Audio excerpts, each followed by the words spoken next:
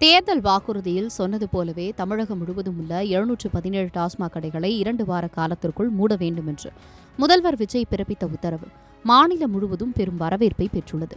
குறிப்பாக கோவில்கள், கல்வி நிறுவனங்கள் மற்றும் பேருந்து நிலையங்களில் இருந்து 500 மீட்டர் தொலைவிற்குள் இருக்கும் கடைகளை முதற்கட்டமாக மூட அவர் உத்தரவிட்டுள்ளார். ஆனால் ஒரு பக்கம் மக்கள் இந்த பாராட்டி வரும் நிலையில், மறுபக்கம் இந்த முடிவால் தமிழக அரசுக்கு ஏற்பட போகும் மிகப்பெரிய வருவாய் இழப்பு குறித்த அதிர்ச்சி தகவல்கள் இப்போது வெளியாக தொடங்கியுள்ளன. தமிழக அரசின் தற்போதைய கடன் சுமை 10 லட்சம் கோடி ரூபாயை தாண்டிவிட்டதாகும். திமுக அரசு கஜானாவை முழுமையாக காலி செய்துவிட்டு சென்றுவிட்டதாகும் முதலமைச்சர் விஜய் ஏற்கனவே குற்றம் சாட்டியிருந்தார்.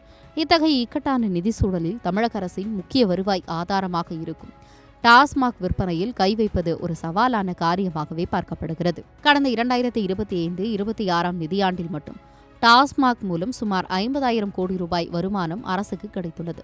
தற்போது முதலமைச்சர் மூடியுள்ள 717 கடைகள் மூலம் மட்டும் ஆண்டுக்கு சுமார் 15,000 கோடி ரூபாய் வருவாய் இழப்பு ஏற்படும் என்று மாநில நிதித்துறையின் முன்னாள் தலைமை கணக்கு ஆய்வாளர் ஏ. மோகன் தெரிவித்துள்ளார்.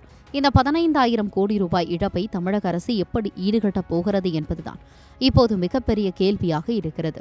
கடன் சுமை ஒருபுறம் கழுத்தை நெருக்க, மறுபுறம் வருவாய் இழப்பை சமாளிக்க அரசு சில மாற்று திட்டங்களை ஆலோசித்து வருவதாக தெரிகிறது. இதன் ஒரு பகுதியாக மதுபானங்களுக்கான கலால் வரி மற்றும் வாட் வரியை உயர்த்த வாய்ப்பு உள்ளதாக கூறப்படுகிறது. அதேபோல வருவாய் இழப்பை தவிர்க்க பிரீமியம் மற்றும் இறக்குமதி செய்யப்பட்ட மதுபானங்களை விற்கும் எலைட் கடைகளை மாநிலம் முழுவதும் விரிவுபடுத்தும், ஆன்லைன் மதுபான விற்பனையை ஒரு கூடுதல் வருவாய் ஆதாரமாக ஆராயும் நிதித்துறை அதிகாரிகள் திட்டமிட்டு வருவதாக தகவல்கள் தெரிவிக்கின்றன.